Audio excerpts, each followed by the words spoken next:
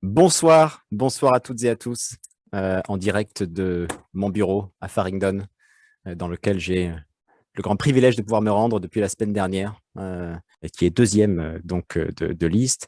Je pense à Henriette Mahaman, qui est là aussi, qui est directrice de la petite école flamme de Leeds et qui travaille pour la municipalité de Leeds, toujours, à l'accompagnement des citoyens européens dans leur démarche pour obtenir le settled status. Donc, numéro 4 sur notre liste, il y a Jean-Viry Babel, un entrepreneur de renom au Royaume-Uni, qui a fondé l'incubateur French Square, qui a présidé les apéros entrepreneurs pendant plusieurs années, qui a investi énormément dans le secteur de la biotech des deux côtés de la Manche, qui est incroyablement important dans cette période de pandémie. Mathieu Palu, qui est là ce soir aussi, qui est ancien élève du lycée international de Londres et qui est fondateur de la plateforme Mogi Babysitting et escrimeur de haut niveau aussi, et qui a tout juste 19 ans.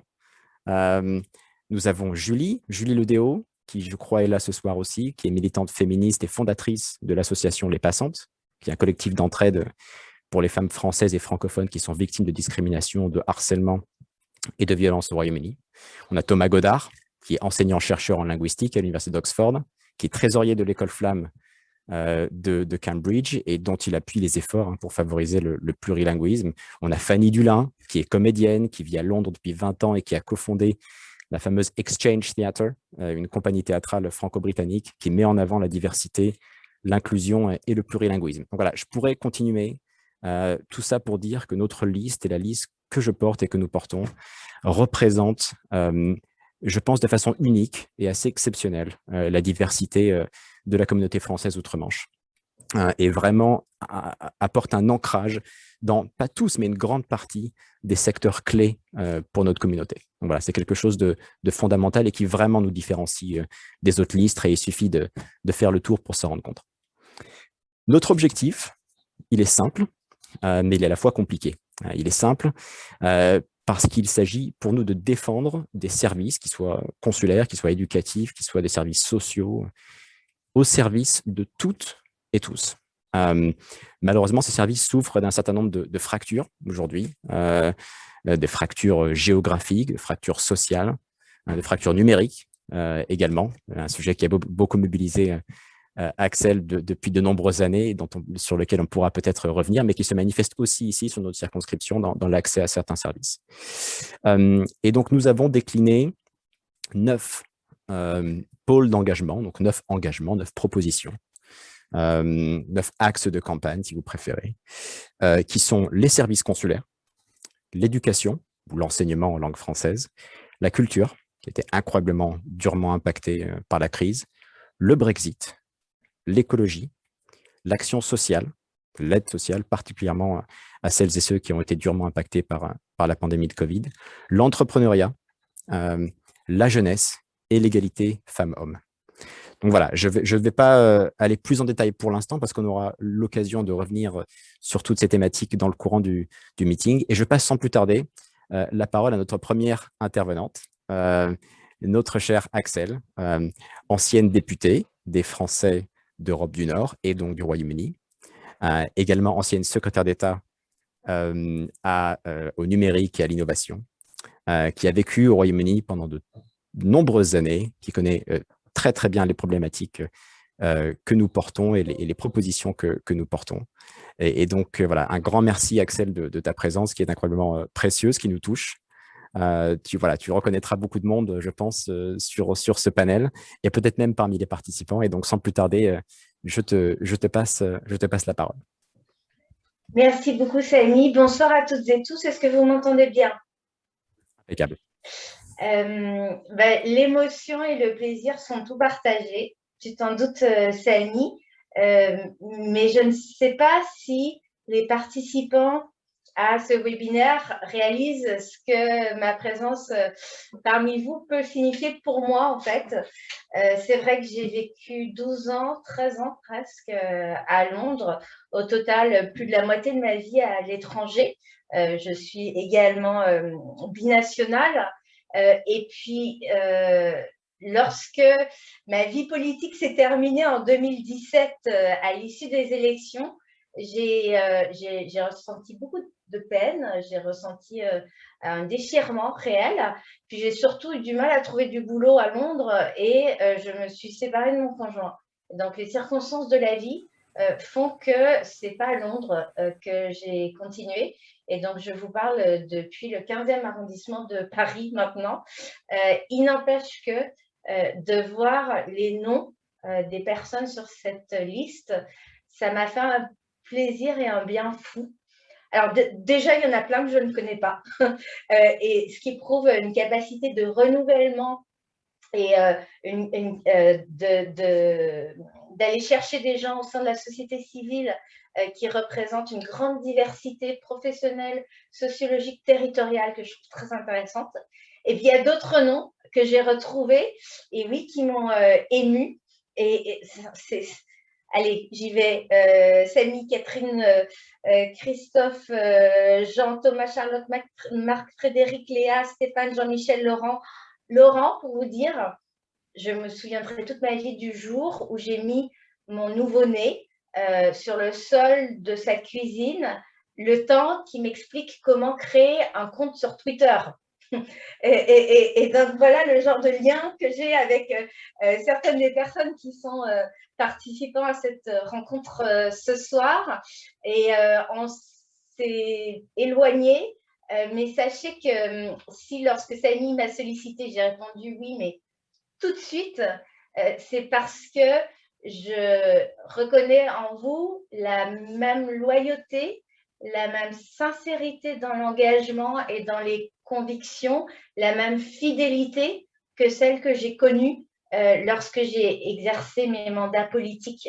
Et je trouve que ce sont des valeurs qui sont très importantes en ce moment, alors que on nous fait croire qu'il n'y a plus de couleur politique, que tout est opportuniste, qu'il faut calculer pour un calcul coût-avantage ses opinions politiques. Ben non, non. Et les amis qui sont là ce soir sont exactement la preuve du contraire. Et donc, merci à eux pour leur confiance et à celles et ceux qui ne les connaissent pas. Croyez-moi sincèrement, vous pouvez leur faire confiance. Et j'avais envie vraiment de vous dire ça ce soir. Alors, peut-être rapidement, qu'est-ce que je fais aujourd'hui? Je travaille dans le secteur privé pour un cabinet de conseil en stratégie qui s'appelle Roland Berger, qui est parmi les grands cabinets internationaux, le seul qui est d'origine européenne, puisque le siège est à Munich. Et j'y exerce deux fonctions. D'abord, je suis directrice internationale des partenariats innovants. Et puis, j'interviens comme experte sur des sujets liés aux politiques publiques en matière de numérique, en matière d'innovation et de développement durable. Comme quoi, on peut allier les casquettes différentes en lien avec la tech, en lien avec le droit, avec la politique et avec le monde des affaires.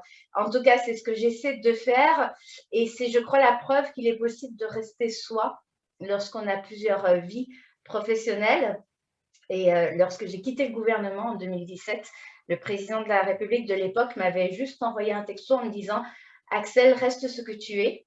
Et les gens qui sont autour de cette table ce soir, ce sont des gens qui restent ce qu'ils sont, c'est-à-dire fidèles à leurs convictions.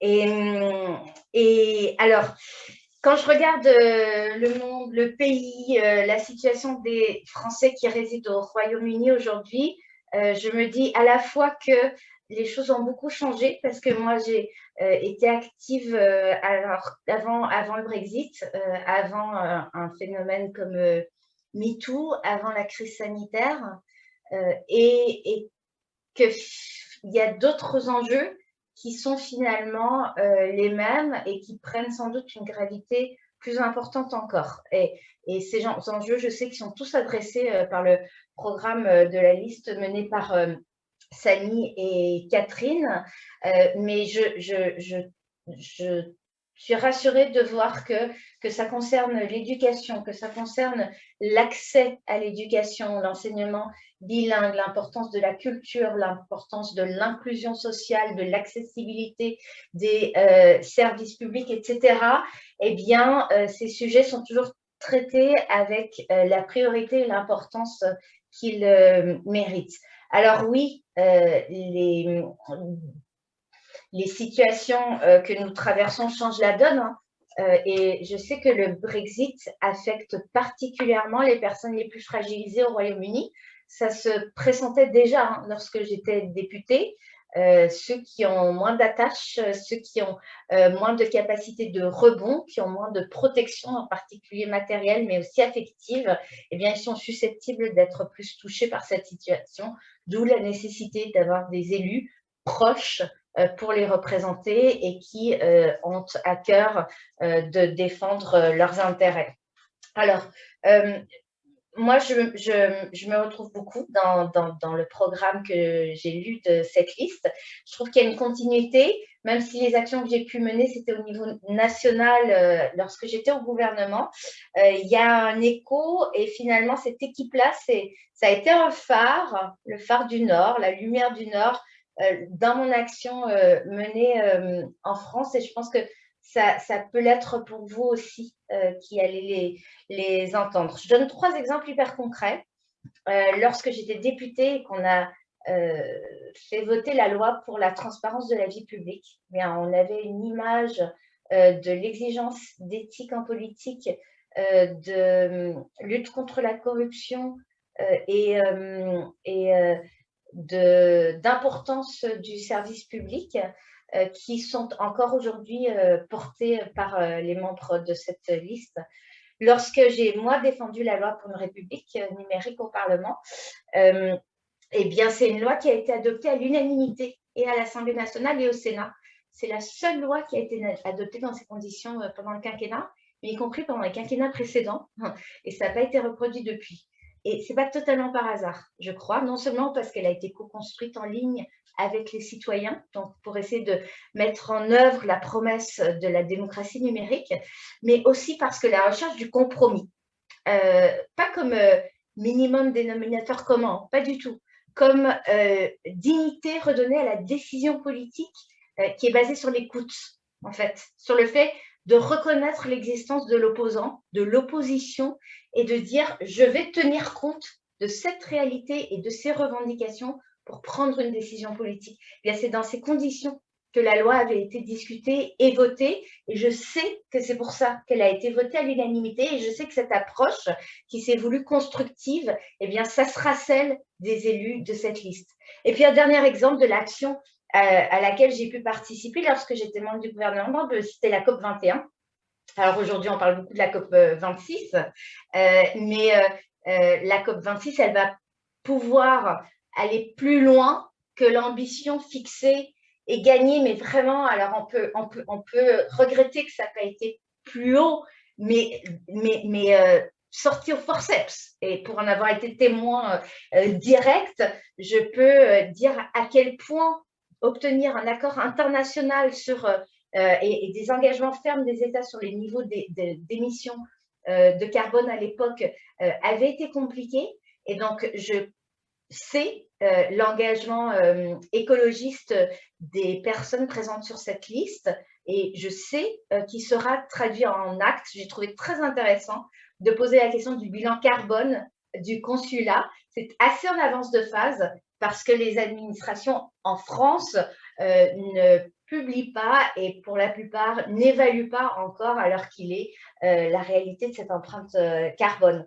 Donc, vous voyez, il y a une continuité. Il y a une cohérence et c'est ce qui fait qu'on appartient à la même grande famille politique. Donc, je voudrais simplement terminer pour vous dire à quel point ce qui est en jeu dans cette élection, c'est une certaine image de la démocratie.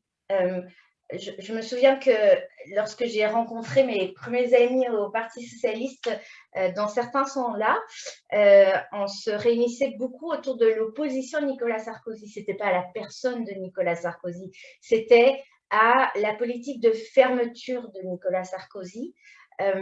Et bien finalement, aujourd'hui, je me rends compte que c'est peut-être possible de fermer plus encore, non seulement les frontières, mais aussi les esprits, et de nous enfermer dans un faux match qui serait le choix entre une gauche inexistante, une droite divisée, un président omnipotent et une extrême droite puissante. Eh bien, moi, je refuse ce choix et je crois encore que la politique peut changer la vie. Et je crois aussi que contrairement à ce qui m'a été souvent dit dans ma vie politique, eh bien, oui, c'est fatigant d'avoir des convictions. Hein, ça fait pousser les murs, ça fait se remettre en cause, ça bouge l'ordre établi, c'est super fatigant. Mais c'est quand même ce qui fait avancer. Et les gens sur cette liste, ce sont eux qui vont nous faire avancer. Un immense, immense merci, Axel. Je suis très ému et très touché parce que évidemment, sur le plan personnel, on se connaît depuis longtemps et on a vécu des moments incroyablement forts durant les campagnes présidentielles, législatives et autour de tout ça aussi sur le plan personnel. Et puis sur le plan politique aussi, très ému et touché parce que quiconque milite dans l'associatif ou pour les valeurs progressistes et écologistes de la gauche au Royaume-Uni depuis un peu plus de 10 ans, comme c'est mon cas, c'est ce qu'on te doit. Nous ne serions pas là sans toi, sans les jalons que tu as posés en 2009, 2010, 2011, 2012 et après, évidemment, lorsque tu as accédé à des responsabilités politiques de haut niveau et que tu as mis ce rayonnement à disposition de ta circonscription, de tes sections, de tes amis et de ta communauté. Et voilà, pour moi, c'est quelque chose de très fort et tout ça me replonge dans des années qui sont assez exceptionnelles. Et donc, voilà, je te remercie encore une fois pour ta présence et j'espère que tu pourras rester un petit peu avec nous pendant le courant de ce webinaire pour continuer d'échanger. Donc, mille merci à toi. Et j'ai maintenant le plaisir et l'honneur de transitionner sur Sylvie Guillaume, qui, je crois, nous a rejointe. Alors, bonsoir, Sylvie. Alors, Sylvie, tu es députée européenne et je ne sais pas si tu te rappelles de moi, Sylvie. Oui, on s'était croisés, super, on s'était croisés à une fête de la rose à l'Arbrel. Oui, je me souviens. Voilà, sur un panel où on était intervenus ensemble et on avait apporté des éclairages, toi sur l'Europe et puis moi évidemment sur Webinox. Je suis vraiment ravi de te revoir et un grand merci de ta disponibilité ce soir pour venir soutenir notre liste. Et donc voilà, je voulais te passer la parole parce que évidemment, le contexte au Royaume-Uni, tu le connais, hein, c'est un contexte post-Brexit, la période de transition s'est maintenant achevée.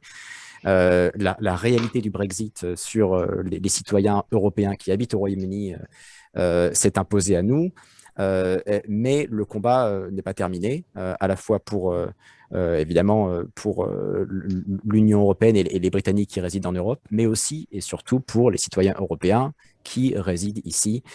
Et voilà, je sais que tu pourras apporter des éclairages sur ce que le Brexit a signifié au Parlement européen et puis comment continuer à porter la flamme de l'Europe ici au Royaume-Uni, d'où nous sommes implantés et d'où nous resterons implantés pour les années qui viennent. Donc, un grand merci de ta présence, encore une fois, et puis je te passe la parole.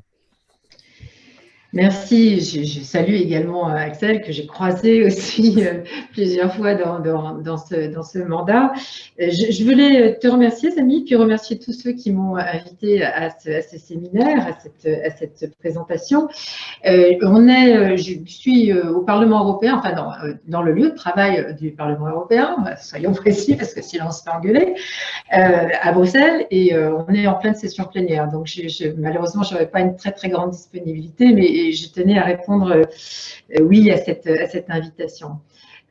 Quand vous m'avez demandé de venir en soutien, ce que je fais évidemment bien volontiers, il y avait cette idée de savoir comment les choses avaient, qu'est-ce que le Brexit, qu'est-ce que le départ d'un certain nombre d'élus avait fait au Parlement européen, et je vais partir de là pour aller sur effectivement là où tu as conclu sur la vie des citoyens européens dans l'Union telle que nous, on l'a perçu ces dernières années. Alors, à quoi ça ressemble un Parlement européen sans le Royaume-Uni? D'abord, pour nous, c'est sans les travaillistes. Et objectivement, leur départ a créé un énorme trou numérique, je vais en dire un mot, mais émotionnel aussi. Je crois que C'est la seule fois, parce que le moment était effectivement tout à fait particulier et symbolique. C'est la seule fois où je vois une telle symbiose dans les différents parlementaires avec ce départ de nos collègues travaillistes, avec lesquels on pouvait avoir des désaccords sur plein de sujets, hein, on pourrait y revenir, mais qui se sentaient amputés de l'engagement qu'ils avaient au sein de l'Union européenne, au sein du Parlement européen. Et ça restera pour moi un moment vraiment extrêmement fort de mon engagement comme députée européenne. Ça fait un trou parce que c'est quand même 27 des sièges qui partent, c'est 73 sièges qui partent, qui se répartissent après de façon différente. Alors, il y avait eu la première hémorragie hein, quand même avant, avec le départ du groupe qu'on appelait, nous, de la liberté et de la démocratie directe, qui avait quand même fait déjà un premier trou. Et puis, là, on a le départ de la Grande-Bretagne et l'arrivée de nouveaux collègues. Donc, c'était quand même assez curieux comme phénomène où on ne retrouve pas la totalité des sièges. Le partage se fait avec des sièges qui sont conservés pour les futures adhésions dans l'Union. Et donc, une espèce de cote où il a fallu faire un calcul, c'est absolument magistral. C'est un moment absolument incroyable de la vie d'un parlementaire, c'est quand on découvre sur une feuille le schéma qui va permettre aux grosses têtes des parlementaires de la Commission des affaires constitutionnelles de savoir comment on va affecter dans chacun des groupes les parlementaires qui vont rentrer après le Brexit. C'est un truc, j'aurais dû le garder, je pense que je l'ai gardé, avec ce schéma mathématique qui tient une page complète, auquel, à titre personnel, je suis incapable de comprendre quoi que ce soit. Résultat des courses, dans le groupe où on trouve les macronistes de français au Parlement européen, c'est-à-dire le groupe qui est devenu Renew Europe, on trouve... Il y a une perte sèche de 17 eurodéputés, donc ce n'est pas totalement marginal, parce que du coup, à l'intérieur du groupe centriste, enfin, central, on va dire plutôt, parce que il y a un changement du poids à l'intérieur, parce que la délégation française devient de ce fait extrêmement importante, et donc les macronistes au sein de ce groupe-là deviennent extrêmement importants numériquement. Bon, nous, ça fait 10 députés du Labour qui s'en vont. On gagne 4 élus, dont un Français. Nous, par exemple, comme Français socialistes, on gagne Nora Mebarek, qui était restée en attente avant que les Britanniques ne sortent complètement du Parlement et que l'accord se fasse, plus exactement. Bon, il y a d'autres changements comme ça, notamment les Verts qui sont très, très impactés par le départ des Britanniques. Ils ont 11 députés en moins qui ne sont pas compensés en totalité, mais 4 rentrent.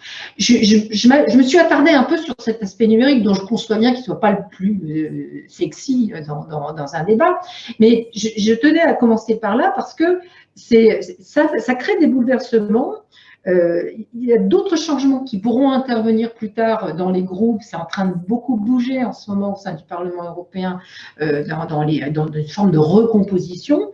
Mais ce départ des Britanniques a créé le début d'une turbulence avec des repères qui ont quelquefois été un peu perdus. Donc, on verra de la manière dont se créent les majorités à l'avenir au sein du Parlement. Vous savez que c'est quand même un sport européen important de savoir comment on crée la prochaine majorité et sur quel sujet, puisqu'elle n'est jamais la même. Le deuxième point que je voulais aborder, je vais essayer de ne pas être trop longue, mais c'est que du côté des socialistes et démocrates, du côté du groupe au sein du Parlement européen, on a vraiment été extrêmement attentifs à la manière dont se déroulaient les négociations sur l'accord entre l'Union et le Royaume-Uni. On a été très attentifs à ce qu'a fait Barnier, avec lequel on peut avoir des désaccords politiques. Je viens d'en découvrir un fondamental sur les questions de migration la semaine dernière, supplémentaire, mais qui, dans le cadre des négociations, a quand même joué un rôle républicain parfaitement ordonné et qui a sans doute permis que tous les Européens, c'est l'avantage de moi du Brexit, c'est que les vrais Européens se sont vraiment retrouvés dans cette démarche de négociation. Je ne vais pas plus loin dans la géographie de Michel Barnier, qui se suffit à lui-même en termes de géographie, mais je voulais dire que les socialistes et démocrates ont vraiment été très, très attentifs sur cette négociation, qu'ils ont souhaité malgré les pressions, vraiment prendre le temps nécessaire d'avoir un examen rigoureux de tout ce qui était en train de se passer, avec des membres chez nous qui étaient dédiés à cet exercice. Et on avait notamment dans l'idée que chez nos collègues qui sont dans la commission sur le commerce international et qui ont donc l'habitude de la conclusion, de la négociation d'abord et de la conclusion des accords commerciaux, eux-mêmes disaient, écoutez, on ne peut pas parce qu'il s'agit des Britanniques, avoir un accord qui se traite de façon précipitée, alors qu'on sait qu'un accord commercial, quelquefois, ça prend 10 ou 12 ans à se mettre au point avec n'importe quelle autre partie du monde. Donc, il s'agissait de ne pas bâcler, et je crois que de ce point de vue, même si au final, on a été dans l'obligation de précipiter un peu les choses au moment de la procédure de consentement, je crois que vraiment ce travail a été très, très, très minutieux avant qu'on en arrive à ce vote d'avril. Vote d'avril qui est donc un vote de consentement, mais qu'on a souhaité, je ne vais pas plus loin sur les contenus, mais qu'on a souhaité assortir d'une résolution parce qu'on ne voulait pas que le Parlement européen soit juste appelé à dire oui ou non au résultat de ces négociations. Donc, on a souhaité cette résolution. On y a mis beaucoup de sujets des socialistes et démocrates. On a voulu pointer un certain nombre de faiblesses d'accord. On a voulu mettre aussi tout de suite, prendre rendez-vous tout de suite pour de potentielles difficultés à venir dans la progression et de l'accord, dans sa mise en application.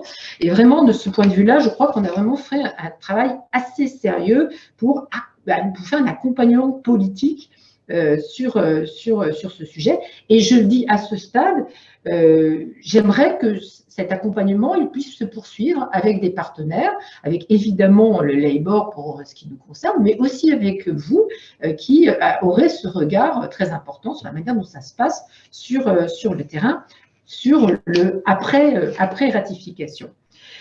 Je vais m'acheminer vers la conclusion, je crois que j'avais une dizaine de minutes, donc je vais essayer de tenir dans ça, puisqu'on en est le début du prochain chapitre, en fait, maintenant, autour de très, très nombreux sujets. On peut rentrer, je ne rentrerai pas dans les détails, évidemment, là-dessus, mais quand on a sur le métier toujours cette question de la manière dont on gère la libre circulation des biens dans le cadre du marché unique, quand on a devant nous encore les questions de concurrence, et vous savez combien on est attentif chez les socialistes et démocrates à savoir que cette concurrence soit effectivement équitable et qu'on peut avoir objectivement un doute avec un certain nombre de gouvernants britanniques sur le sujet. Quand on a devant nous les questions de gouvernance et d'application réelle, de règlement des différends dans cet accord, quand on a devant nous les questions de pêche, petit détail qui est quand même suivi par beaucoup de nos collègues ici, quand on a devant nous la question de la protection des données personnelles, de la coopération judiciaire, et j'en passe, c'est certainement un des meilleurs, à l'évidence, il faut qu'on continue, on continuera, et il faut qu'on continue à être extrêmement attentif au sein du Parlement et au sein du groupe sur tous ces sujets. J'en termine sur deux éléments. D'abord, une surveillance accrue, parce que je pense que ça doit tous nous inquiéter, sur la manière dont le protocole avec l'Irlande du Nord a été négocié. Je ne sais pas où ça en est, pardon de le dire ainsi, temporellement, mais le ressurgissement des violences à la frontière nous a beaucoup inquiétés, continue de nous inquiéter, et je suis à titre personnel vraiment tout à fait convaincue que pour l'instant, ce protocole qui essaie d'éviter le retour à une frontière terrestre, qui essaie d'éviter qu'on fasse péter les accords qui ont été négociés quand même avec tellement de douleur et tellement de violence, que tout ceci, je considère que c'est extrêmement fragile. Et on a vu d'ailleurs la présidente de la Commission être un peu prise des mains dans la confiture à une première occasion, s'agissant notamment de la question des vaccins. Donc, la question du protocole irlandais est vraiment pour nous un sujet de vraie préoccupation. Une dernière chose, ça doit faire plusieurs fois que je dis dernière chose, donc c'est vraiment la dernière.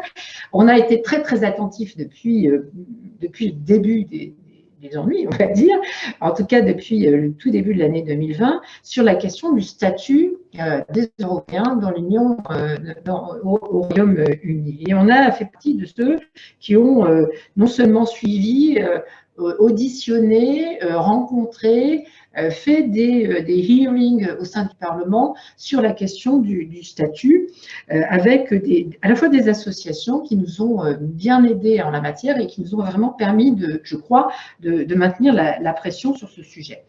Il y avait peut-être à l'époque un défaut d'information. C'est aussi à vous de nous dire maintenant la manière dont ça se passe, parce qu'on n'a pas la même acuité sur ce sujet. Mais je crois que vraiment, on se doit d'être encore très, très attentif à cette question des statuts. Le dernier élément, encore dernier dans mes propos, qui vient, lui, de surgir, on en a discuté lors d'une réunion pas plus tard qu'aujourd'hui, lors de la réunion du bureau du groupe avec les chefs de délégation.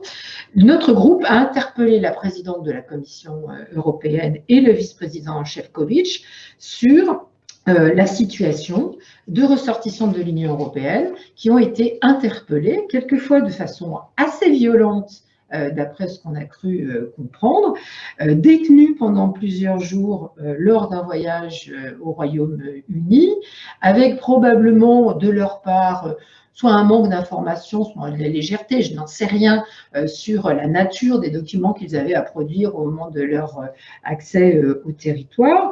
Peut-être quelquefois des cases qui n'étaient pas cochées, je n'en sais rien, ou qui ne se sont pas rendus compte peut-être de cette phase de transition et des nouvelles exigences du Royaume-Uni.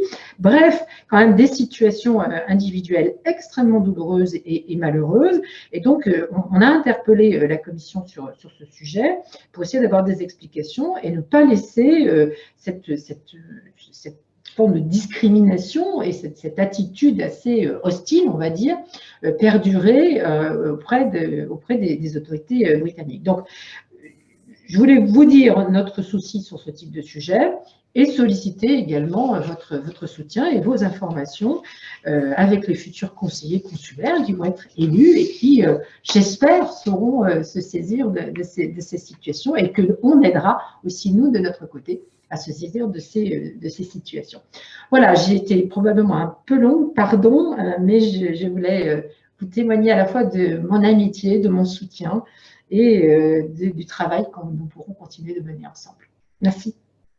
Merci beaucoup, Sylvie. Un grand merci pour cette intervention qui est vraiment fascinante parce que de notre côté, évidemment, la période du Brexit qui a commencé au référendum de 2016 et qui s'est poursuivie pendant 4 ans et demi a été incroyablement anxiogène et je pense qu'on a tous espéré sortir de là par un Brexit light. Et qu'on soit clair, hein, la responsabilité d'un Brexit beaucoup plus dur qui nous impacte du coup, nous, beaucoup plus fortement, les citoyens européens du Royaume-Uni, incombe directement, en ce qui nous concerne, je pense, il y a consensus pour dire que ça incombe directement au gouvernement britannique et à la droite qui s'est durcie au fil des années et au fil des négociations. Donc, c'est quelque chose de très fâcheux. Évidemment, rassuré de voir que le Parlement européen a regardé tout ça de très près. Et je pense qu'il y a un lien à créer. Parce qu'effectivement, je crois que les relations entre et le sort des citoyens européens ici au Royaume-Uni a été laissé à la discrétion des États. Et donc, il y a des accords bilatéraux et des conventions bilatérales qui se mettent en place par certains pays pour soutenir ou appuyer certaines communautés, mais pas la communauté européenne dans son ensemble. Et je crois que c'est un vrai problème sur lequel la France est en particulier à la traîne. Voilà, par exemple, l'Espagne, le Portugal, le Luxembourg et la Pologne ont déjà signé des conventions bilatérales qui permettent à leur communauté ici de continuer à voter aux élections locales. Ce n'est pas le cas de la France. Donc, il y a déjà des inégalités de fait qui sont en train de se créer entre citoyens européens. C'est un vrai sujet sur lequel on aimerait créer un lien plus fort avec le Parlement européen pour que ces choses-là soient appréhendées dans leur ensemble. Et donc, effectivement, je pense que c'est un sujet sur lequel il faudrait absolument qu'on travaille ensemble à l'avenir et évidemment compter sur nous, sur moi et sur ma liste et sur mes colistières et mes colistiers pour créer ce lien et pour créer cette relation et se saisir de ces problématiques qui vont nous impacter très concrètement dans les années qui viennent et qui commencent déjà, évidemment, à nous impacter. Donc, un grand merci à toi, Sylvie. J'espère que tu pourras rester avec nous pour le reste de ce webinaire. Et j'en viens c'est un maintenant… peu compliqué. Et je vois la référence au drapeau LGBTI, mais effectivement, merci Charlotte. J'ai mis ce drapeau parce que dans mon bureau, c'est une zone de liberté pour les LGBT, ce qui n'est pas le cas partout dans l'Europe. Voilà. Super. Merci beaucoup, Sylvie. Et bien repéré, Charlotte. Merci beaucoup. Et j'en viens maintenant à notre troisième intervenante de prestige, qui est une amie de longue date de la gauche au Royaume-Uni et qui connaît très très bien notre circonscription, qui a séjourné à de nombreuses reprises et qui a notamment séjourné en Irlande, qui n'est pas très loin, mais on a parlé de l'Irlande du Nord comme étant faisant partie de notre circonscription ici de Londres et avec des situations qui s'enveniment aujourd'hui à cause des négociations ou de la situation post-Brexit. Hélène Conway-Mouret, sénatrice des Français de l'étranger, ancienne ministre déléguée en charge des Français de l'étranger et qui est à l'origine des conseillers consulaires. On ne serait pas là en train de faire cette campagne si Hélène n'avait pas porté cette réforme en 2013-2014, c'était, il me semble, et n'avait pas créé ce nouveau groupe d'élus, ce nouveau collectif d'élus locaux, d'élus de terrain, qui représente, à mon sens, de manière beaucoup plus précise, de manière beaucoup plus concrète, les problématiques des Français de l'étranger par rapport à ce qui précédait, qui était un certain nombre de gens plus ou moins cooptés et qui n'étaient pas suffisamment proches du terrain. Donc, on te doit une grande partie de la démocratie locale que nous avons le privilège de pouvoir avoir ici au Royaume-Uni. Donc, voilà, je te remercie infiniment d'être là ce soir avec nous pour nous exprimer ton soutien et puis pour aussi intervenir au sujet des sujets qui nous intéressent ici et que tu connais très bien. Évidemment, le Brexit qu'on a déjà abordé, mais peut-être plus concrètement sur l'impact des ressortissants, pour les ressortissants français, et puis aussi pour la politique sanitaire qui a été menée de part et d'autre de la frontière et qui a aussi impacté nos ressortissants assez fortement. Donc voilà, je te passe la parole pour une dizaine de minutes et encore une fois, un grand merci de ta présence, Hélène. Merci à vous, merci à toi, Samy, et toute l'équipe pour cette invitation. Et puis c'est toujours un plaisir de vous retrouver. Alors, bien sûr, je préférais être avec vous. Là, je viens de quitter une réunion avec nos amis à Rome. Donc, vous voyez que Zoom, quelque part, permet de faire des miracles. J'aurais eu beaucoup de difficultés, sinon, de passer de Rome à Londres. Mais je le fais par le biais d'un clic. Et pour moi, c'est absolument essentiel. Et je disais à nos élus sortants, pour certains, et candidats, que finalement, il y a 7 ans, j'avais conceptualisé cette réforme, en effet, sur la base de ma propre expérience, puisque j'ai été élue pendant un certain nombre d'années pour le Royaume-Uni, l'Irlande et les îles anglo-normandes. Et eh bien, je me suis dit pendant cette période-là que j'étais très efficace en Irlande, j'étais très utile à mes compatriotes, mais beaucoup moins pour le reste de ma circonscription, et que, étant une fervente défenseuse de la démocratie participative, que la meilleure façon d'avoir une démocratie représentative avec des élus qui sont élus au suffrage universel direct, eh bien, était que ceux-ci participent à la vie de la cité au quotidien, qu'ils soient à l'écoute, qu'ils soient capables de glaner l'ensemble des attentes, parce qu'ils rencontrent les personnes, et c'est ce que me disait hier soir Brigitte, qui se présente en Écosse, qui disait que, eh bien, dans les magasins, les Français qu'elle connaissait lui posaient des questions, elle ramenait tout ça, elle essayait de trouver les réponses, et quand elle ne le trouvait pas, eh bien, elle envoyait un mail à sa sénatrice qui a été missionnée pour trouver les liens et essayer de répondre si la question était un peu trop compliquée. Donc, je suis très heureuse 7 ans plus tard, en effet, Samy, de voir que, eh bien, toutes celles et tous ceux qui se sont impliqués ont fait vivre ce mandat, on fait progresser cette démocratie dont on a tant besoin dans un grand nombre de pays. Et finalement, on fait en sorte que le mandat de parlementaire que j'exerce soit vraiment enrichi par tout ce qui remonte du terrain, de vous, grâce à vous, Parfois, ce sont des interventions personnelles, mais très peu, parce que celles-là, vous les résolvez sur place. Mais vous êtes en capacité de flécher, de cibler un certain nombre de problèmes collectifs qui nous permettent à la fois de solliciter les ministères concernés et parfois le gouvernement, dans le cas premier, eh bien, par le biais du réglementaire, le biais d'un décret, d'un arrêté, on arrive à changer une règle qui a besoin d'être changée parce qu'elle crée des blocages, parce qu'elle crée des problèmes. Et puis, dans d'autres cas, eh bien, cela passe par des amendements que nous présentons.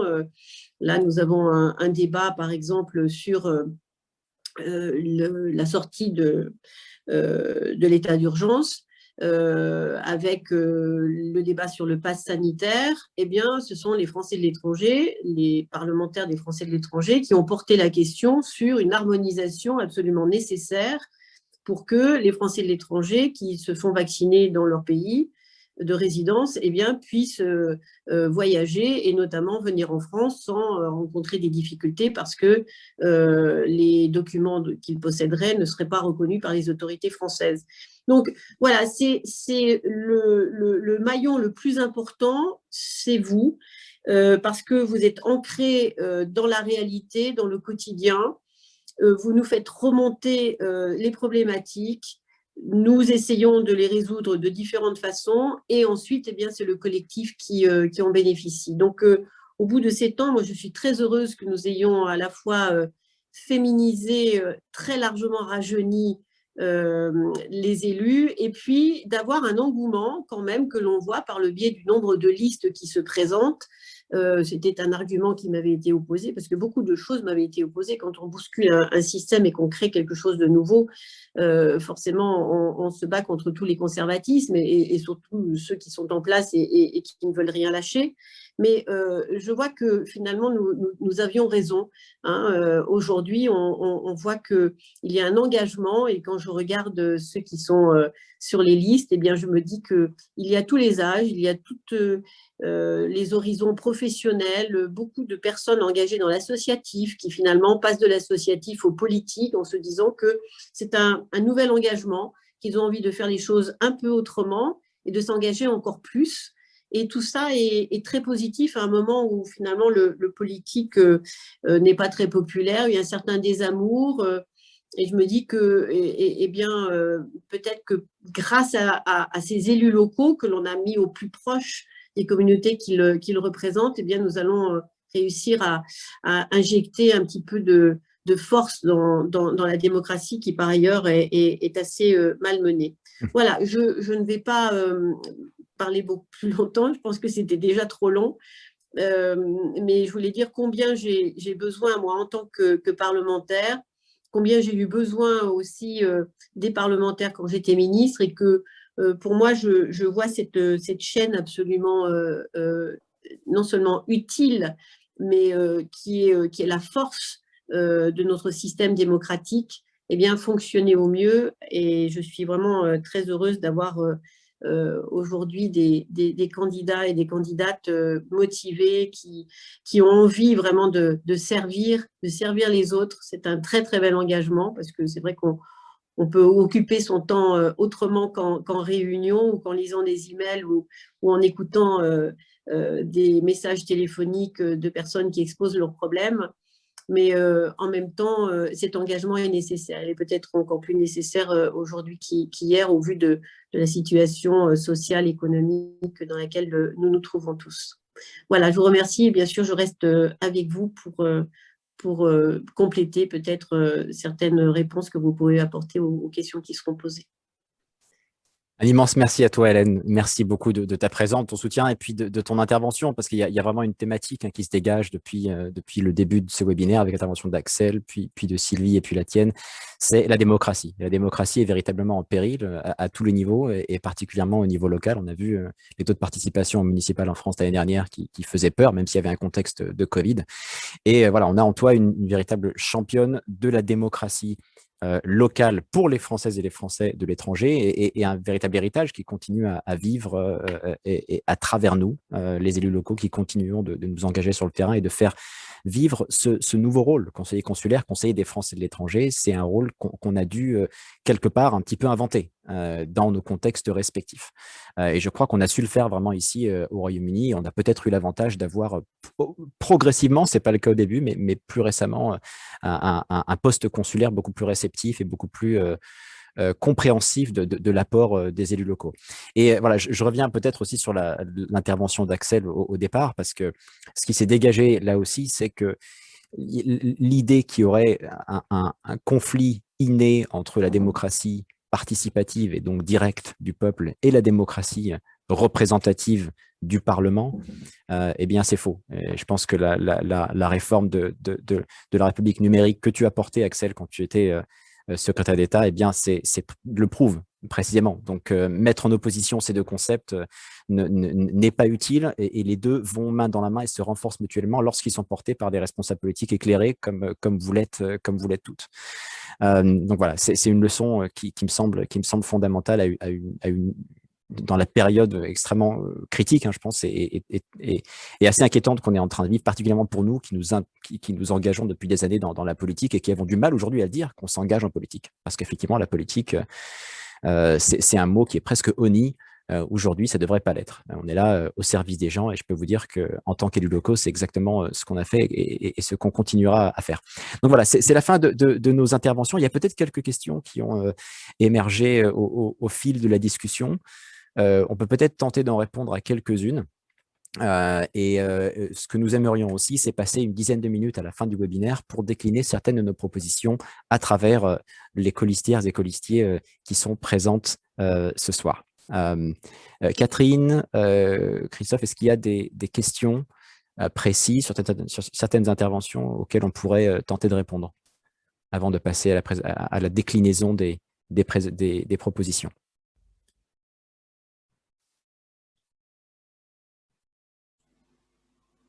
En fait, on a répondu directement aux questions qui ont été posées sur le Q&A. Donc, on a apporté quelques éléments de réponse. Samy, si tu me permets simplement d'ajouter un mot. Bien sûr. Je voudrais dire, puisque, pardon, je suis arrivée en retard parce que, comme je vous le disais, j'étais occupée avec nos amis à Rome.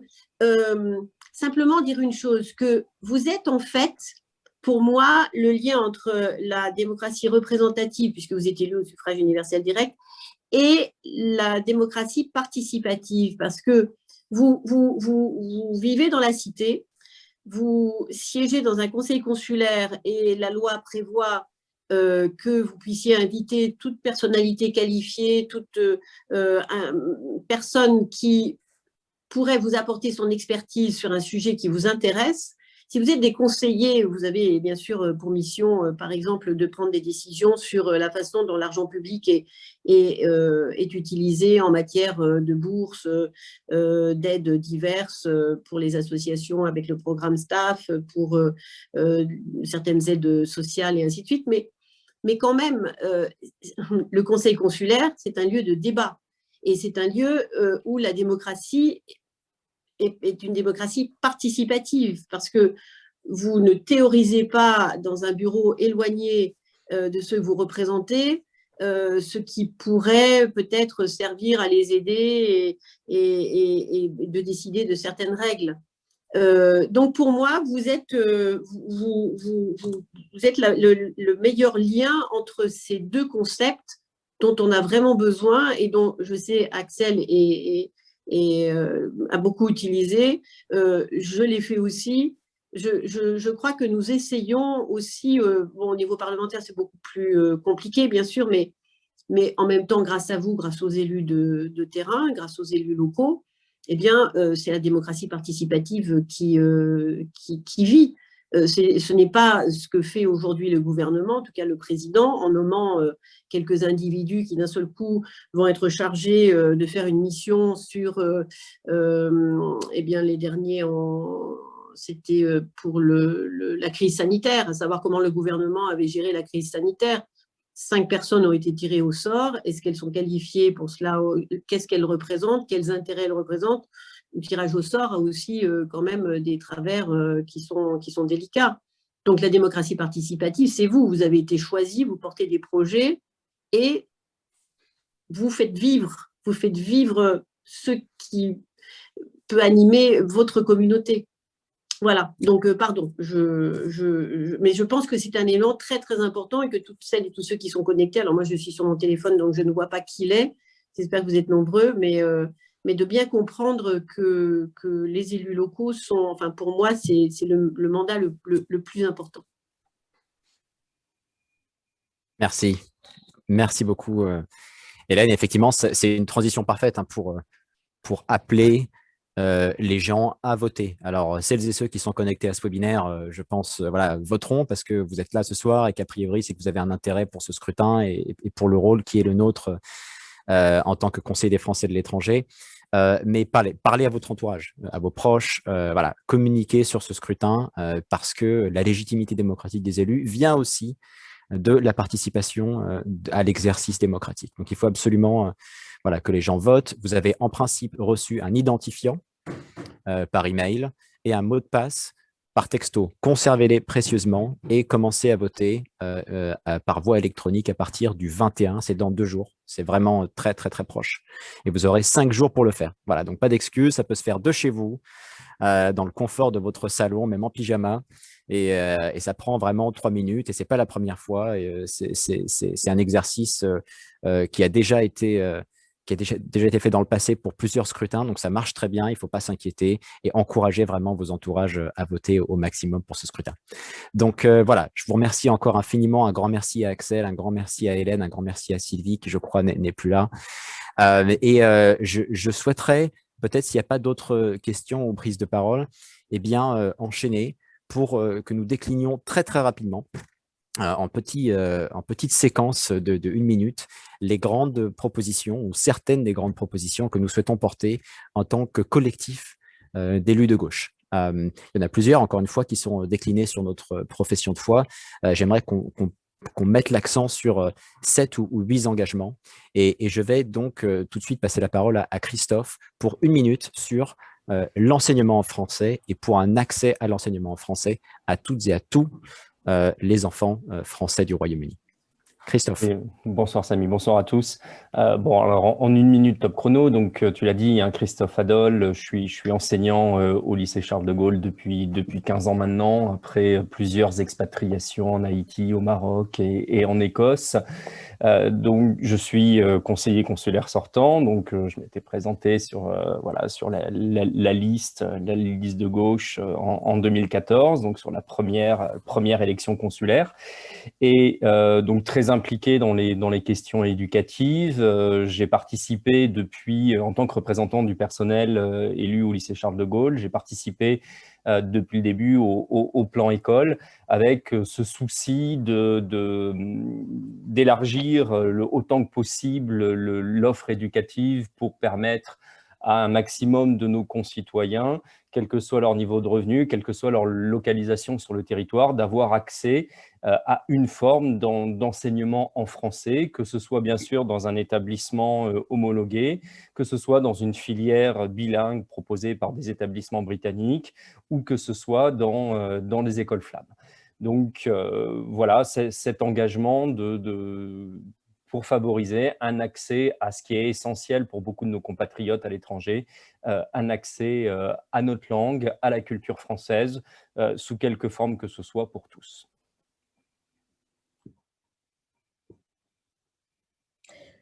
Voilà, mais je vais enchaîner tout de suite en vous parlant des services consulaires. Alors, je me présente rapidement, même si Samy l'a fait. Donc, Catherine Smadja-Frogel, je suis haut fonctionnaire, je suis présidente de Français du Monde.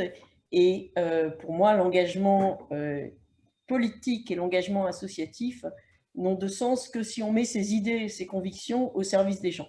Le service des gens, ça veut dire leur rendre service, répondre à leurs besoins. Et un des gros problèmes que nous avons au Royaume-Uni, c'est que le pays est quand même assez étendu, qu'à peu près un tiers des Français vivent en dehors du Grand Londres et ont beaucoup de problèmes pour accéder à des services consulaires, tout simplement, par exemple, pour se faire refaire leur passeport. En période de pandémie, c'est évidemment complètement impossible puisqu'il fallait se rendre à Londres et que ce n'était pas possible. Et ce que nous demandons, nous, c'est qu'il y ait des tournées consulaires où le consulat, les services du consulat se déplacent dans les grandes villes. Nous souhaitons qu'il y ait des tournées consulaires beaucoup plus fréquentes, régulières, et qui soient un petit peu organisées. C'est pour cela qu'une des propositions, c'est que les Français qui ont besoin de ces services consulaires puissent s'inscrire et que le consulat s'engage lorsqu'il aurait un certain nombre d'inscriptions sur une ville ou un secteur, 25, à envoyer une personne avec sa petite valise qui permet de faire les passeports, les cartes d'identité, pour que les gens n'aient pas besoin de se déplacer. Des services consulaires de qualité, c'est bien sûr pour les Français qui ne sont pas à Londres. Et aussi à Londres, il y a beaucoup à faire. Et ce que nous remarquions en discutant avec un grand nombre de personnes qui ont eu besoin d'aide pendant le Covid, c'est qu'il y a au consulat un service social qui n'est pas assez connu. Il y a au consulat des gens qui sont prêts à aider les Français. Seulement, si personne ne sait qu'ils sont là pour aider les Français françaises en situation de difficulté, ça ne sert à rien. Et ce que nous demanderons, c'est au consulat de renforcer sa communication pour que les Françaises et Français qui peuvent avoir des aides puissent y avoir accès, tout simplement parce qu'ils ont l'information nécessaire. Voilà, donc un beau programme pour renforcer les services que le consulat peut rendre à la communauté. Merci beaucoup Catherine. Voilà, Catherine et Christophe ont évoqué des choses fondamentales, la fracture géographique dans l'accès à de nombreux services entre les résidents hors de Londres qui sont très nombreux et dont je fais partie maintenant, et les résidents londoniens, la fracture sociale dans l'accès à l'enseignement en langue française, la fracture numérique aussi que nous souhaitons aborder à travers la potentielle dématérialisation d'un certain nombre de démarches qui devraient déjà l'être en toute objectivité. Donc voilà, c'est des sujets très importants qui vont nous mobiliser. On va passer maintenant à Thomas pour parler de la jeunesse, grande oubliée, hélas, des services consulaires et du réseau. Merci beaucoup Samy et merci à tous les intervenants et toutes les intervenantes. Alors effectivement, donc moi je suis universitaire, donc je côtoie beaucoup les jeunes. Et pour nous, ça a été très important d'inclure les jeunes et les étudiants dans notre programme et dans nos engagements. Et puis, à commencer par les mettre en valeur sur notre liste. Je pense qu'on peut dire qu'on a le plus jeune candidat de toutes les listes au Royaume-Uni avec Mathieu Pallu, qui a tout juste 19 ans et qui vient de terminer ses examens. Donc, bravo à lui. Et qui nous a aussi fait un super site web. Donc, je vous invite à aller le consulter sur gaucheuk2021.com.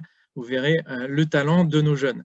Alors, effectivement, donc nous, on a voulu aussi parler des jeunes parce qu'effectivement, ils sont les grands oubliés de la politique consulaire et malheureusement, souvent aussi de la politique en général. Donc, nos engagements tournent autour de 3 axes, les informer, les soutenir et les mettre en valeur. Alors, on a d'abord voulu qu'ils s'intéressent aux enjeux consulaires, à la politique consulaire, pour que la politique consulaire s'intéresse à eux aussi.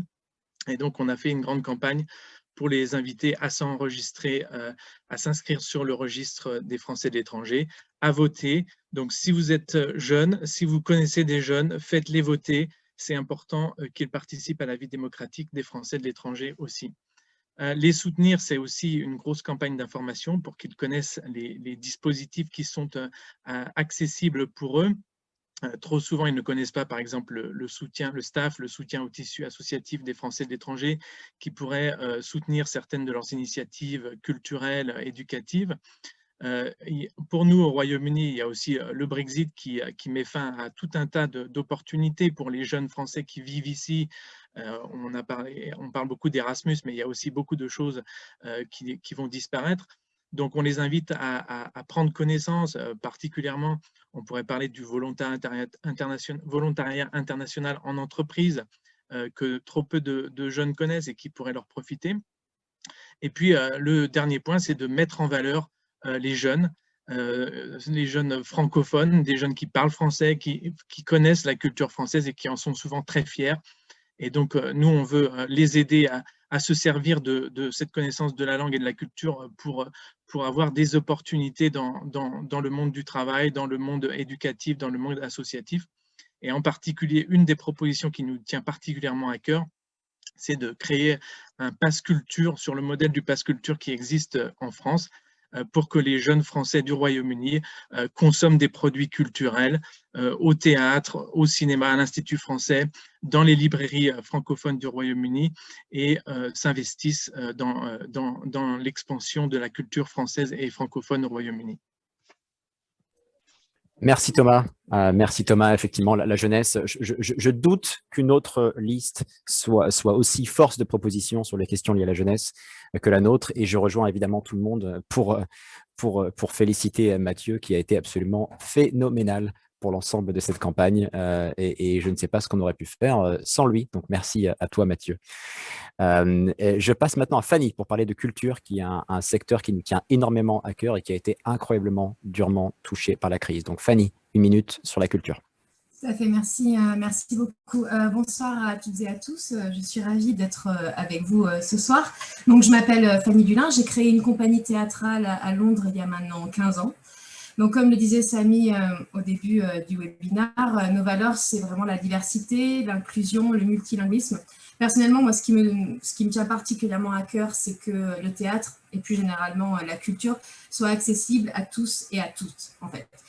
Donc, les idées de notre liste partagent mes valeurs, c'est pour ça que je suis là et je tenais à être là pour représenter la culture. Je voulais m'assurer qu'il y ait aussi un soutien à tous les artistes qui sont basés au Royaume-Uni et puis, bien entendu, promouvoir la culture française sur le territoire. Donc, notre programme est en fait tourné vers 2 axes. On souhaite maintenir le lien avec notre culture française pour la transmettre à nos enfants, mais aussi la promouvoir au Royaume-Uni, qui est notre pays d'accueil. Nous avons tous des conjoints, des conjointes, même des amis, des gens avec qui on travaille, d'autres origines, et on a envie de partager notre culture avec eux.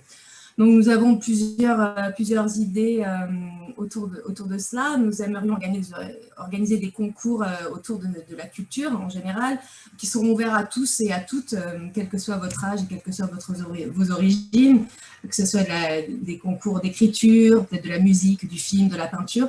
Mais on aimerait aussi mettre en place un soutien pour les artistes qui sont déjà, les artistes francophones qui sont basés au Royaume-Uni, pour qu'ils puissent s'entraider et échanger des idées pour développer leur art. Après aussi, avec la pandémie, vous savez que les institutions culturelles ont été vraiment très touchées. Et je pense qu'aujourd'hui, nous avons le devoir de travailler ensemble pour faire briller à nouveau l'étoile qu'est la culture. Voilà, merci beaucoup. Merci beaucoup, Fanny. Merci. Et voilà, on a tous hâte de voir le secteur culturel et notamment les représentations théâtrales repartir de l'avant et continuer à faire de Londres la ville fabuleuse qu'elle a été et dont on espère qu'elle le redeviendra très rapidement. La culture, ça s'est vu depuis 1 an. Il n'y a pas seulement un bien public qui est fabuleux en soi, mais qui remplit aussi une fonction sociale et qui rassemble les gens. Et donc, c'est absolument fondamental et c'est une des raisons pour lesquelles on a fait un axe très important de notre campagne. Donc, merci à toi et de ton engagement. Et je passe maintenant la parole à moi-même, étonnamment, pour parler des aides sociales liées au Covid. Et je vais en parler très, très rapidement. Une enveloppe de 50 millions d'euros a été débloquée l'année dernière pour venir en aide aux Français de l'étranger touchés par le Covid. Aux dernières données, 5 millions, soit 10% de l'enveloppe disponible avait été dépensée. Il y a un véritable problème quand on connaît la situation auxquelles font face nos concitoyens, y compris ici au Royaume-Uni, dont de très puisqu'elle a 2 enfants, 400 € par mois renouvelables jusqu'à la fin du dispositif qui adviendra peut-être dans le courant de l'année ou plus tard. Il n'y a pas eu de fin annoncée. Donc, il y a un énorme travail à faire pour, encore une fois, communiquer sur l'existence de ces dispositifs et pour les rendre plus inclusifs. Et voilà, nous, on peut faire un travail en tant qu'élus et on va continuer à le faire pour accompagner les gens qui sont dans le besoin et qui peuvent prétendre à ces aides pour qu'elles puissent y accéder. Mais il y a aussi un travail à faire de communication et de proactivité pour aller chercher ces gens qui sont souvent dans une situation de très grande précarité, qui n'ont pas le réflexe ou la connaissance nécessaire pour faire ces démarches. Et voilà, 400 € par mois pour une femme avec 2 enfants, ça peut faire une énorme différence. à la vie de ce ménage. Donc, je passe maintenant la parole très rapidement à, non pas très rapidement d'ailleurs, à Julie, pour parler de l'égalité femmes-hommes. Et je crois que nous sommes la seule liste à nous être emparés de cette thématique et d'en faire un axe de notre action au niveau local et de nos propositions pour l'action consulaire. Julie. Oui, bonjour, merci Samy et bonjour à toutes et tous. Donc, je suis Julie Ledéo, j'ai cofondé en septembre dernier une association à Londres féministe qui s'appelle Les Passantes et le but de mon engagement dans cette liste, c'est notamment de mettre en avant une problématique qui devait être portée par le gouvernement d'Emmanuel Macron en place depuis maintenant 4 ans, qui est notamment le sujet des violences sexistes et sexuelles. Force est de constater que 4 ans après le début de son mandat, rien de concret n'a réellement été mis en place pour les personnes qui résident en tout cas hors de France.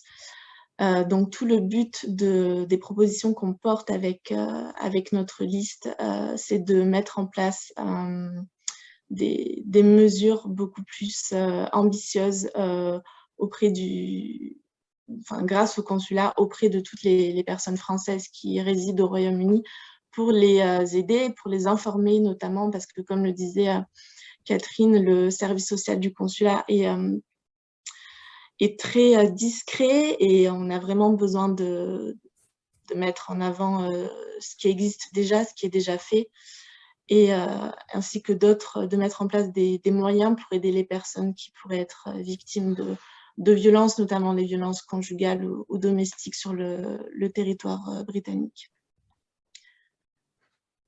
Merci beaucoup Julie, et très très important effectivement, et c'est une thématique qui est commune à beaucoup de sujets qu'on vient d'évoquer. Encore une fois, le service social du consulat est très bien et fait du bon travail, mais est malheureusement beaucoup trop peu connu et donc beaucoup trop peu sollicité par de nombreuses Françaises et de nombreux Français qui auraient grandement besoin de son soutien. Donc il y a une véritable fracture ici qui est à la fois sociale, qui est numérique, qui est de communication, de connaissances, et à laquelle il faut remédier. C'est ce que nous proposons notamment sur l'égalité homme-femme. Donc, merci beaucoup à toi et je passe maintenant la parole à Clément pour parler d'écologie parce qu'effectivement, comme le soulignait Axel en début de webinaire, nous appelons à une évaluation de l'empreinte carbone du consulat. Merci Samy. Si vous pouvez m'entendre, j'avais un problème la dernière fois. Oui, 5 sur 5. Du coup, alors 1 minute sur mon engagement et une action concrète.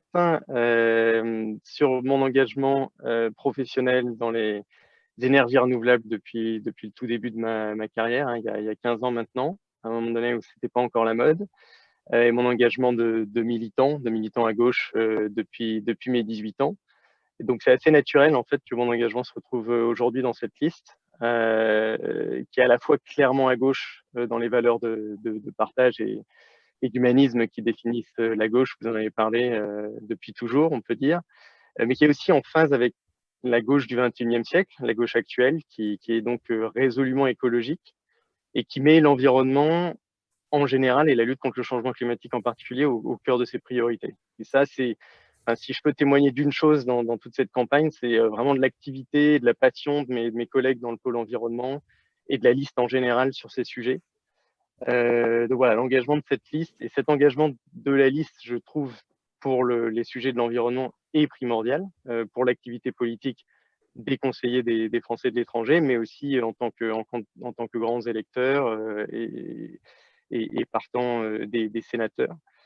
Mais en tant qu'action concrète, ça peut sembler simple, mais on peut commencer aussi par impliquer nos principes à nous-mêmes.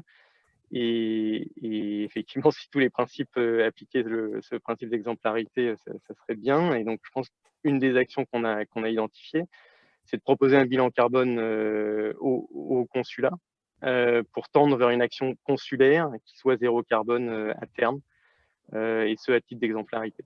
Donc, je pense que j'ai tenu la minute. Il y a beaucoup d'autres choses à dire sur le sujet, mais en tout cas, je voulais témoigner de cet engagement fort de la liste et prendre en exemple une action concrète. Merci Samy. Merci beaucoup, Clément. Effectivement, il y a beaucoup de choses dont on pourrait parler. On a élaboré un programme sur les questions liées à l'environnement qui est encore plus détaillé. On parle notamment, par exemple, d'une page sur le site du consulat qui explique tout simplement aux citoyens qui arrivent au Royaume-Uni comment maîtriser leur empreinte carbone dans un système, dans un pays qu'ils ne connaissent pas forcément. Donc voilà, ce sont des propositions qui, encore une fois, je pense, sont uniques et que nous porterons en tant qu'élus. Un grand merci à toi. Et puis, je passe la parole pour terminer à Henriette. Pour parler d'un sujet qu'elle connaît mieux que quiconque sur cette liste, et qui est celui des écoles flammes, véritable pilier à notre sens de la transmission de la langue et de la culture française au Royaume-Uni, mais qui n'est pas valorisé comme il mériterait de l'être. Et encore une fois, c'est une revendication absolument fondamentale du plan école numéro 2 que nous appelons de nos voeux. Donc Henriette, à toi pour 1 minute sur les flammes. Bien, je vais essayer d'être courte et pourtant il est super difficile d'être brève sur un sujet qui nous touche tellement, l'accès à l'éducation et à la culture pour nos enfants.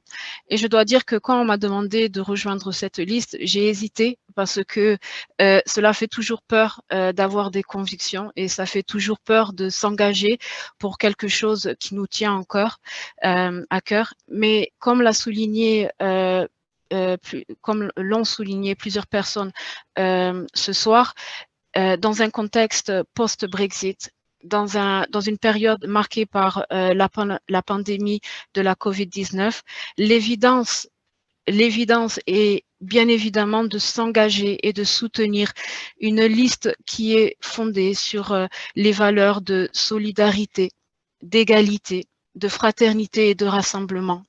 C'est une évidence parce que le Brexit et la crise du Covid-19 ont souligné les faiblesses et les failles de l'offre éducative pour nos enfants qui vivent à l'étranger. Et c'est pour ça que je me suis engagée auprès de Samy et de tous les colistiers pour être sûre et militer pour que les écoles flammes qui ont été énormément fragilisées puissent être davantage soutenues par le gouvernement. Et comment? Pour moi, pour nous, cela passe par une plus grande reconnaissance des structures flammes. Au Royaume-Uni, nous avons le plus gros réseau flammes.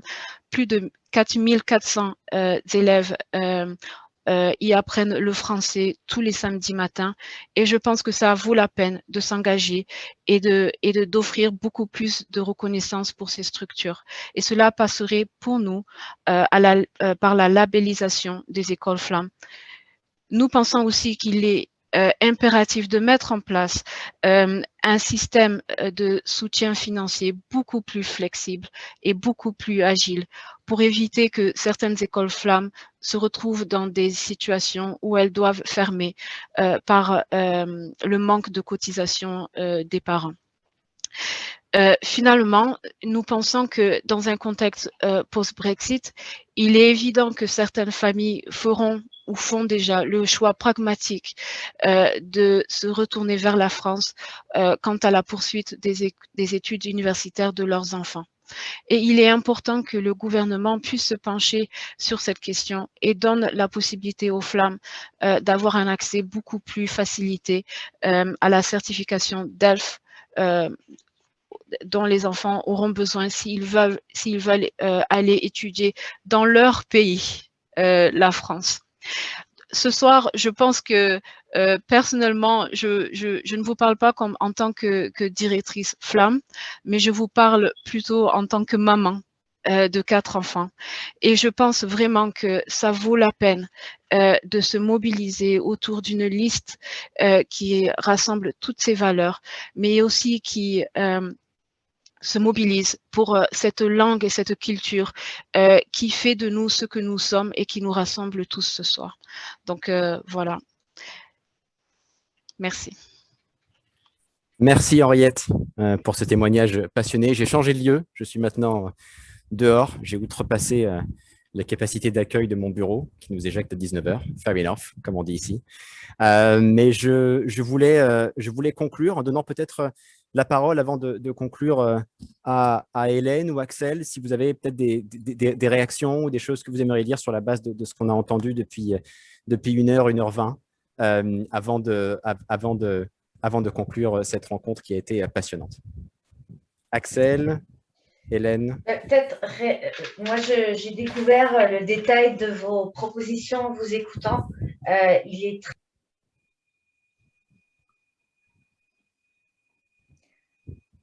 Ah, tu t'es mute, Axel, on t'entend plus. Ah. On t'entend plus, Axel. On t'entend plus. Tu es sur mute. Oui, mais c'est bizarre, ça me... C'est bon. C'est bon. Bon, je suis désolée, pardon, un an plus tard, il faut toujours me rappeler à l'ordre. Non, moi, je découvre le détail de vos propositions et elles sont non seulement incarnées individuellement, mais elles sont hyper mûries et réfléchies collectivement. Et en plus, je pense qu'elles sont réalistes, donc elles sont actionnables. C'est pas des fausses promesses. Donc, déjà, bravo pour ça, c'est très enthousiasmant. Ensuite, peut-être un point simplement pour compléter, et je pense qu'Hélène saura à quoi je fais référence, sur le sujet égalité femmes-hommes, lutte contre les discriminations et les violences. En fait, quand Hélène était au gouvernement, on a travaillé ensemble sur le fait d'aider les consulats à repérer les situations de trafic d'êtres humains, parce que souvent, il y a des signes au moment de faire des démarches administratives dans les consulats qui peuvent être reconnus. On sait que souvent les victimes du trafic sont des femmes, sont des jeunes femmes qui sont d'ailleurs destinées à des réseaux de prostitution, voire à de l'esclavage moderne. Et donc, c'est un sujet qui continue de nous tenir à cœur. Moi, je suis membre du conseil d'administration du comité comité national contre l'esclavage moderne, parce que j'avais introduit le crime, donc sanctionné pénalement, d'esclavage dans le code pénal lorsque j'étais députée. Et très concrètement, sur le terrain, dans les ambassades et les consulats, Hélène avait travaillé à mettre en place ce dispositif d'identification des victimes. Donc, juste pour dire que c'est des sujets qui ont été portés politiquement très, très fortement et qui doivent continuer à l'être, parce qu'en fait, on s'en rend peut-être pas compte, mais ça dépend beaucoup du portage politique. Et l'administration, eh bien, elle suit les instructions politiques qu'elle reçoit. Et donc, si ce sujet n'est pas considéré comme une priorité, il n'est pas traité en priorité par l'action administrative sur le terrain. Donc, moi, je trouve important que ça figure parmi aussi vos thématiques de campagne, parce que malheureusement, c'est une situation qui continue d'exister et qui, dans le cadre du Brexit, risque de se renforcer au vu des incertitudes quant au statut migratoire des ressortissants. Donc voilà, je vous alerte sur ce sujet et je vous remercie de votre engagement. Merci beaucoup Axel, et entièrement d'accord. Ce sont des combats, l'égalité homme-femme et la lutte contre les violences conjugales notamment, sur lesquels nous sommes mobilisés en tant qu'élus sur certains cas particuliers, mais force est de constater qu'il n'y a pas d'approche systémique sur ces sujets. Et effectivement, si nous, on ne la porte pas en tant que conseiller consulaire, eh bien, personne ne s'en souciera davantage. La réalité, c'est qu'effectivement, il y a un gros problème au niveau de la formation du personnel consulaire et du service social. Il y a certaines personnes qui sont formées et qui font très bien, mais il n'y en a pas suffisamment pour faire face à l'ampleur des besoins et pour proactivement aller chercher ces personnes qui, par définition, sont dans des situations de grande précarité et donc ne viennent pas proactivement faire état de leur situation aux autorités. Donc, effectivement, c'est un sujet fondamental. Merci de l'avoir souligné. Et puis, Hélène, peut-être que tu voulais réagir aussi sur certains points. Oui, d'abord, je suis très heureuse de retrouver Axel, là, que j'ai vu sur mon écran, parce que le petit écran de téléphone voilà, est pas génial. Donc, vraiment très, très heureuse. Et puis, j'avais, comme Axel, finalement, noté ce point. Je sais qu'on avait, à ce moment-là, Axel était député et moi ministre. Après, elle était ministre et moi sénatrice. Donc, on a pu voir que finalement, la différence qu'il y avait, enfin, en tout cas pour moi, je parle simplement pour moi, c'est que quand on est parlementaire, on est incroyablement libre. On n'a pas toute une équipe qui, sans cesse, vous rappelle qu'il faut être là, faire cela et ainsi de suite. Mais c'est vrai qu'on n'a pas le pouvoir décisionnel que l'on peut avoir quand on est ministre. Et c'est vrai que Axel, député, avait porté en effet un amendement. Je sais qu'on avait travaillé, j'avais quelqu'un qui était dédié dans mon cabinet spécifiquement aux questions de genre. Et ensuite, de retour au Sénat, j'avais inspiré des articles dans la loi que portait Najat Vallaud-Belkacem, qui avait fait un énorme travail justement sur l'égalité femmes-hommes.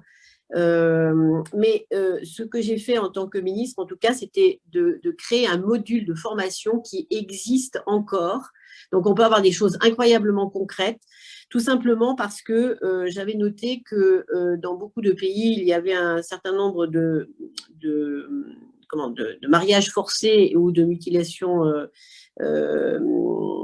génitales féminines, et que la France avait 0 cas. Le Royaume-Uni en avait 2500 et d'ailleurs, Axel se souvient certainement, j'avais passé une journée au Home Office pour apprendre des Anglais comment ils traitaient les cas de femmes qui se présentent dans leur consulat dans un certain nombre de pays et comment ils étaient en capacité de pouvoir les aider, les accompagner.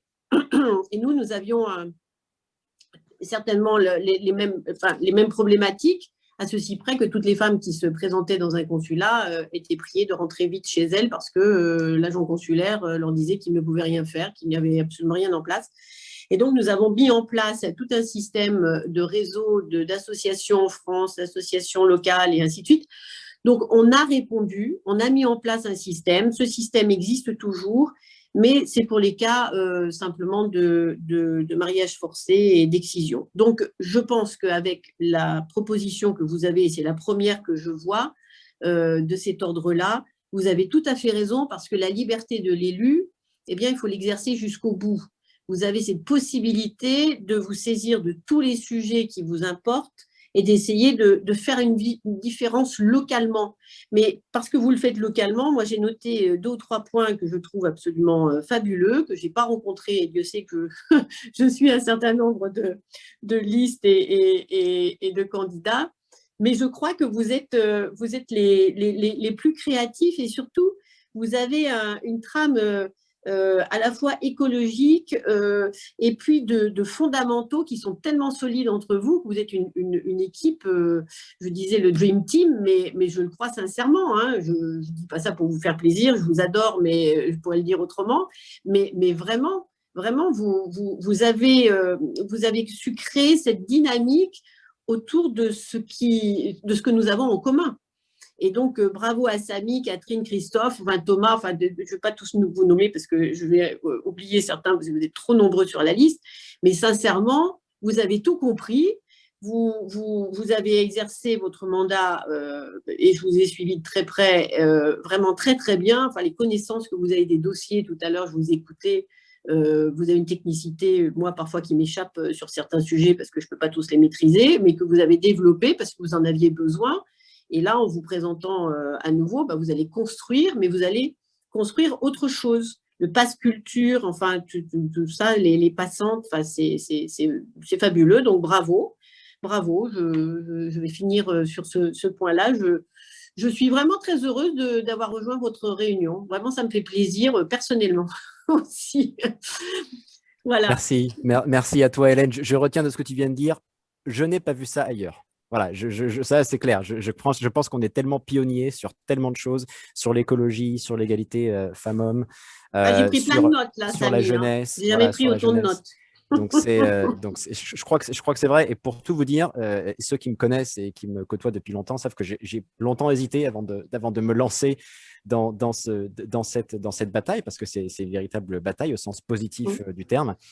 Mais que je suis tellement content de l'avoir fait parce qu'effectivement, ce collectif de 26 personnes dont beaucoup ne se connaissaient pas au départ, qui ne se sont encore jamais rencontrés parce qu'on évolue en virtuel depuis maintenant 1 an, mais qui ont développé de façon presque automatique un sens du collectif et une collégialité qui m'a donné de l'énergie chaque journée depuis le début de cette campagne et qui m'a fait réfléchir sur plein de sujets. Donc, ça a été une expérience humaine qui a été fabuleuse. Maintenant, il faut transformer l'essai.